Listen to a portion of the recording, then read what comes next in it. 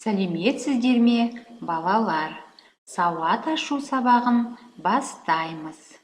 Сабағымыздың тақырыбы жуан және жіңішке дауысты дыбыстар. Сенің білетінің сөздегі дыбыс түрлерін, дауысты, дауыссыз, жуан және жіңішке дауыстылар ажыратуды және дұрыс дыбыстауды үйренесің. Мәтіннің мазмұнын тақырыбы немесе оның иллюстрациясы бойынша болжайсың. Бәріміз мына суретке мұқият қарайық. Бұл мектеп асханасы. Балалар, суретте нені көріп тұрсыңдар? Қандай сөздерді оқуға болады? Және кімдер бейнеленген? Олар не істеп жатыр? Осы сурет бойынша қандай тірек сөздерді қолдануға болады? Дұрыс айтасыңдар. Яғни сурет бойынша мынадай тірек сөздерді айтуға болады екен.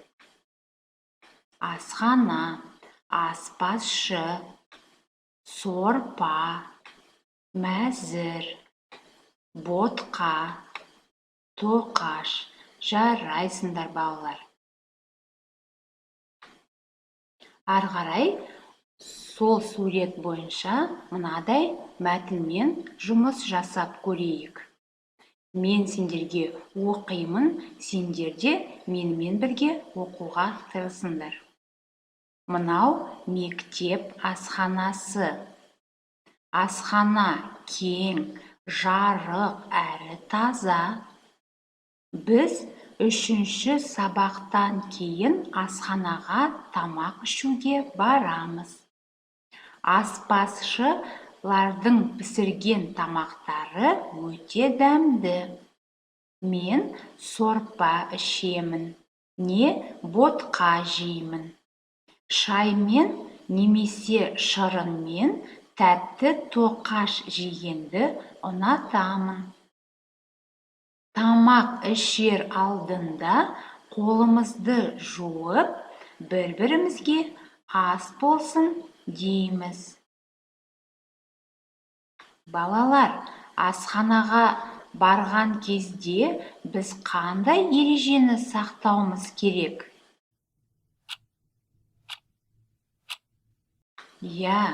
Алдымен қолымызды жуу керек. Одан кейін аспазшыға барып, керек тағамды салып аламыз.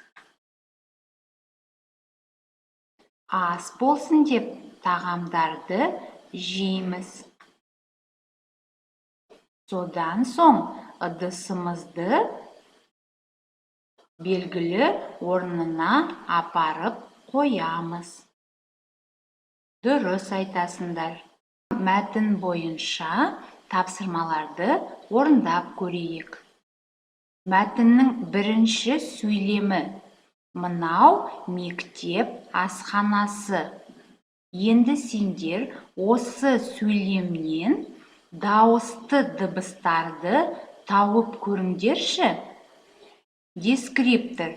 Мәтіннің бірінші сөйлемін оқисыңдар. Сөйлемдегі сөздерден дауысты дыбыстарды табасыңдар. Ал кәнеки, ойланып көрейік. Дұрыс айтасыңдар. Әрине, бұл жерде біз дыбысын, дыбыстары және деген дауысты дыбыс әріптерін көрдік. Жарайсыңдар, балалар. Ендеше, балалар, біз бұл әріптерді жайдан-жай атап отырған жоқпыз. Сонда, балалар, бүгінгі біздің тақырыбымыз дауысты дыбыстар. Ал, балалар, мұқият тыңдайық. Дауысты дыбыстар 2-ге бөлінеді.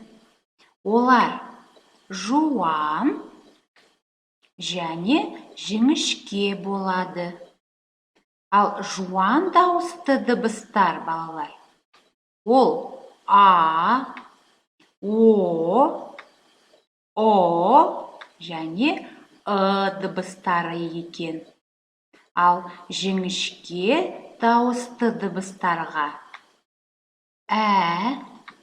Ө, Е, және дыбыстары жатады. Жарайсыңдар, балалар.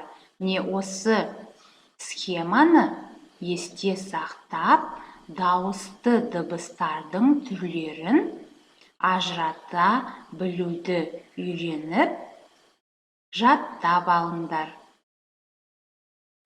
Келесі тапсырма ойлан тап тапсырмасы.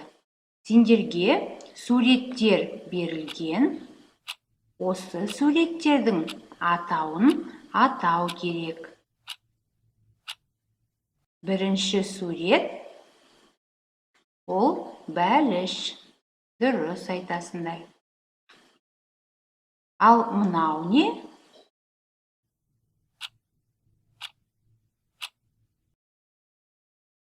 Сүт. Дұрыс айтасыңдар. Ал мынау не?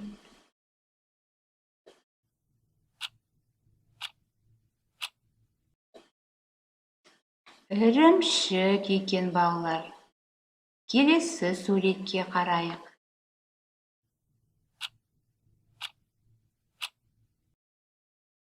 Бұл шай екен, балалар, әрине. Дұрыс айтасыңдар. Мынау не?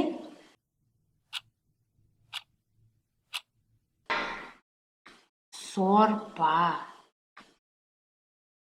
Ал мынау не? Бұл ботқа екен. Дұрыс айтасыңдар, балалар. Ал енді осы жерде қараңдар.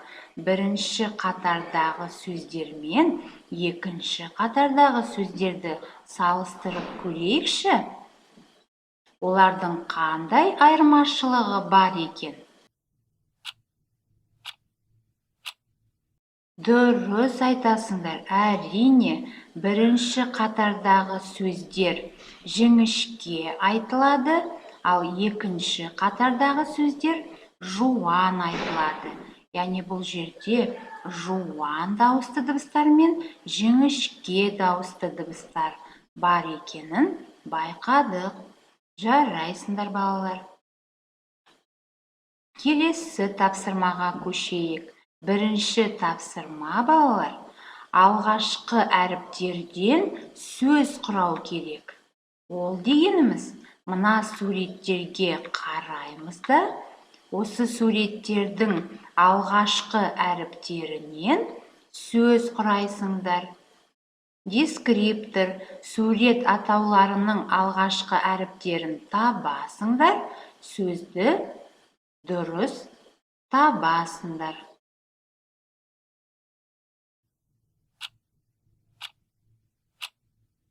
Ал енді жауаптарыңды салыстырып көріңдер. Кітап деген сөз шықты.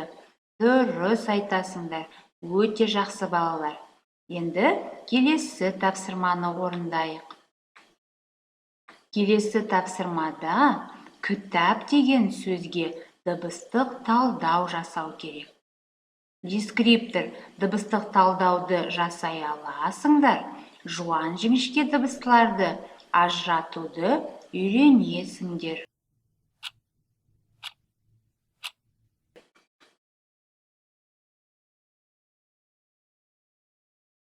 К дауыссыз дыбыс.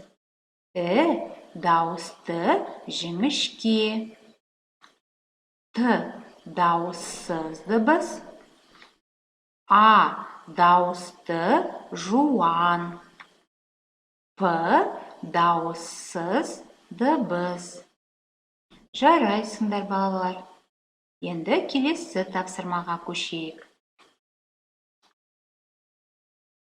Осы сөзге мақал-мәтел тауып жазу керек. Яғни кітап деген сөзге. Дескриптор мақал-мәтелді дұрыс таба аласыңдар. Кәне, ойланып көрейік.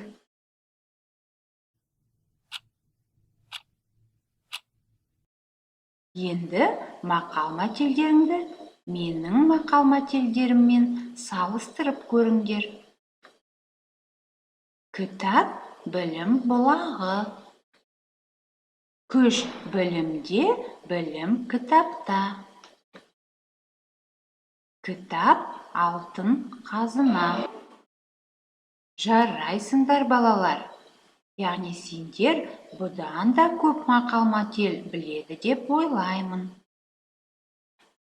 Енді келесі тапсырмаға көшейік. Кім жылдам ойыны? Балалар, осы әріптерден басталатын сөздерді айтып, жарысып көрейік. Мысалы, А дегенде А дыбысынан басталатын қаланың, адамның, жануар немесе хайуанаттың, өсімдіктің атын айтасыңдар. Ал ойланып көріңдер.